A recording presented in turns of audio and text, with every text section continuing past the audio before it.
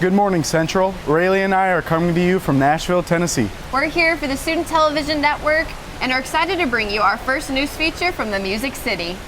We are staying at the Gaylord Opryland Hotel, and we've had quite the experience. When we landed yesterday, we spent the rest of the evening exploring our hotel and even took a boat ride to see what we could learn about the city. But as usual, we've also gotten down to business.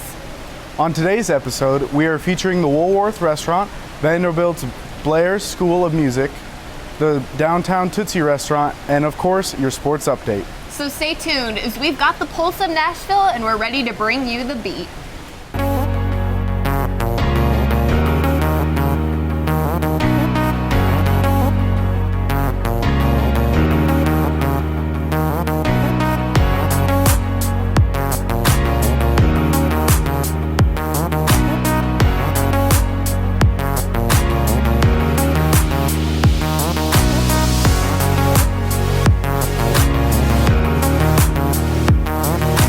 Did you hear about yesterday's big event? I did. What a story. Yesterday, March 14th at 10 a.m., high school students across the nation joined together to march to the beat of their own drums in memory of 17 fallen students at the Valentine's Day school shooting in Parkland, Florida. Many students participated in the walkout lasting 17 minutes. Students who chose not to participate did so for many reasons. The issue of school safety has been headlining America for several years. And there's certainly multiple opinions across the country on how to solve that issue at hand. Many believe that gun control is the answer, and many argue that simply tightening security in schools along with mental health checks will reduce the threat of danger significantly. Whatever your opinion may be, it's inspiring to see students come together as a country to honor their fellow students. Downtown Nashville is full of American history. Our field reporter Kayla Kant took the opportunity to discover and research important building from the civil rights age. So let's check in with this story. Thanks, Matt and Rae'Lee. Woolworths represents one of the most iconic moments of civil rights history. Young people came together to stand up for what they believe in by sitting at the lunch counters of Woolworths over 50 years ago. Today it has reopened to share that same history along with the message of music, dance, and soul food. My name is Felix Allen. I'm a manager here at Woolworth on 5th. The building was opened in 1933. It became a Woolworth in 1940. But back then it was a segregated where African Americans were not allowed to shop in the Woolworths. So in the 60s, a large group of African Americans, they decided to train and to prepare themselves for the worst things that could happen to them, just because they wanted to come in and create change. And that's what they did. For 6 weeks, they protested and set up the lunch counters. And then Nashville, Tennessee was one of the first places that was desegregated. So now it's a place that we all can come today and enjoy, because those amazing teams. I mean, this is a place where it's a one-stop shop as well.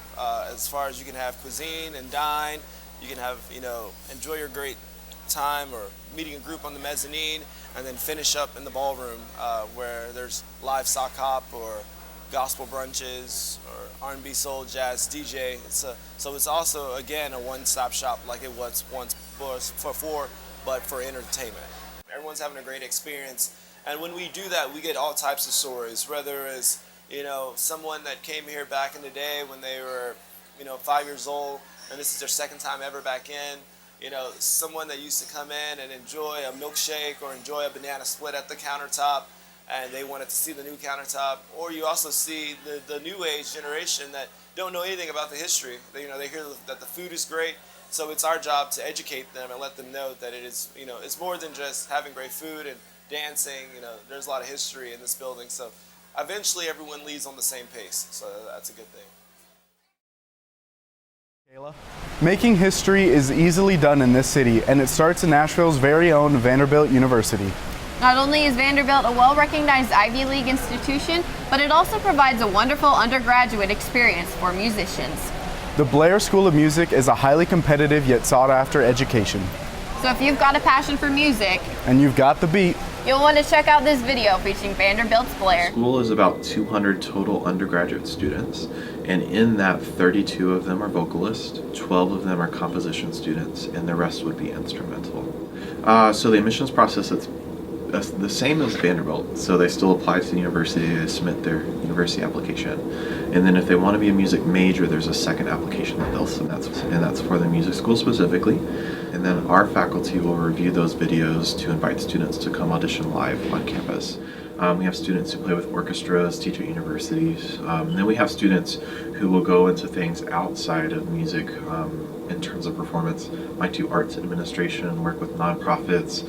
We have students who will do double majors here, so they go on to law school, medical school, go on to work with businesses, get their MBA, things like that. So. Blair, because I was also interested in some other things that was not just music, and I think Vanderbilt kind of allowed me to have that sort of experience.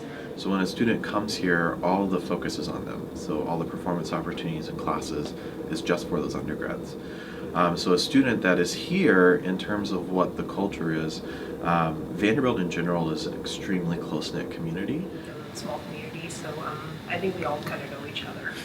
They're always here in the building practicing or working with student groups, so it's really easy for them to have that close-knit relationship with each other. So it's a healthy, competitive atmosphere. I've got a pretty good singing voice. I'm sure you do, Matt. We've heard that talent before. Maybe you should just stick to reporting. Maybe I'll try my hand in a band. Let's see what Tootsie's is about. Tootsie's Orchid Lounge is a world-famous venue in Nashville that attracts customers and performers from all over. The former owner, Hattie Louise Bess, made a name for herself and her lounge while owning it from 1960 to 1978 by the generosity she gave to her customers and those not-so-well-known artists.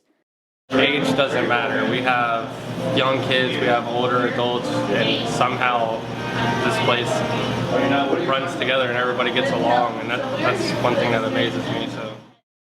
It houses the Wall of Fame, which holds countless photographs and autographs of stars from Nashville and country music artists who are up and coming that have been at this venue. One of those, up on the wall, is world-famous Willie Nelson, who frequented the lounge. It's world famous. Everybody loves to come in here. We have great cover bands. Everybody loves to come in, have a couple drinks, and have some sing-along songs. It's a good time. This location is a prime spot on anyone's wish list of visiting the musical side of Nashville. The very first bar on Broadway, so everyone wants to come to Tootsie's, where it all started. I really do love the music culture of this city. Yeah, it's pretty great. But let's not forget what else the city is known for: sports. We're going to send it over to Casey for your Smashville sports update.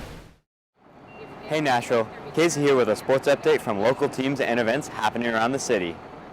March 15, 2018 marks the date that the NCAA March Madness tournament begins, and here in Nashville, there are several games being played here at the Bridgestone Arena. Number 2 ranked Cincinnati will play number 15 Georgia State. Nevada, who's ranked 7th, plays Texas at number 10.